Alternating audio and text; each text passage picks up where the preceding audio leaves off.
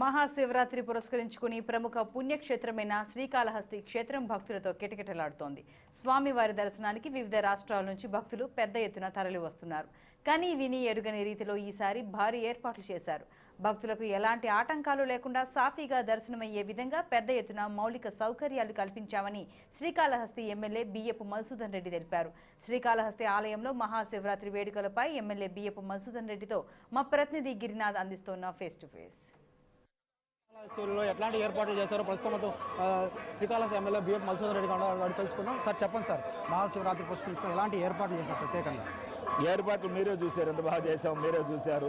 ప్రపంచంలో ఇదే ఏదంటాం చూడండి, ఒక దేవస్థానానికి ఇంత భారీ ఎత్తు, ఎందుకంటే మాకు పెద్ద దేవస్థానం ఇది.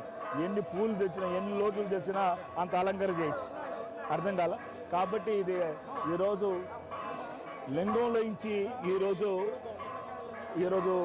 వైకుంఠం ఎలా అయితే మనం ప్రత్యేకత అంటామో అదే మాకు లింగంలోంచి దర్శనాలు ఏర్పాటు చేయడం జరిగింది.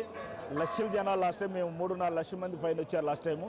అది దృష్టిలో పెట్టుకొని ఈసారి ఎక్కువ జనాలు వస్తారు కాబట్టి అన్ని ఏర్పాట్లు చేయటం, చిన్నపిల్లలకి పాలు కానించి ఫుడ్ కానించి వాటర్ కానించి క్యూ లైన్ కూడా అన్ని ఎక్కువ ఏర్పాటు చేయడం జరిగింది. ఫ్లవర్ డెకరేషన్ ఎక్కడి నుంచి తెప్పించారో బ్రహ్మాండంగా చేశారు ఈసారి. ఇవన్నీ కొన్ని పూలు ఫారిన్ నుంచి కూడా తెప్పించాం, కొన్ని పూలు ఇండియా నుంచి తెప్పించినాం. చాలా బాగుండే, కనీసం వారం ఉండే ఫ్లవర్స్ కూడా తెచ్చారు. మీరు కూడా చూసి తెలియజేస్తుంది. స్వామివారి కళ్యాణోత్సవానికి ఎలాంటి ఏర్పాట్లు చేస్తున్నారు? అన్ని బాగున్నాయని అన్ని ఏర్పాట్లు చేస్తున్నామండి. ఇది ప్రస్తుతం శ్రీకాళహస్తి ఎమ్మెల్యే బియ్యం మధుసూదన్ రెడ్డి చెప్తున్నా. ఫారిన్ నుంచి ప్రత్యేకంగా కూడా సరే ఫ్లవర్ డెకరేషన్ కోసం పూలు తీసుకువచ్చి కూడా ఏర్పాటు చేస్తున్నామని కూడా చెప్తున్న పరిస్థితి అయితే ప్రస్తుతం శ్రీకాళహస్తిలో ఉంది. War to studio.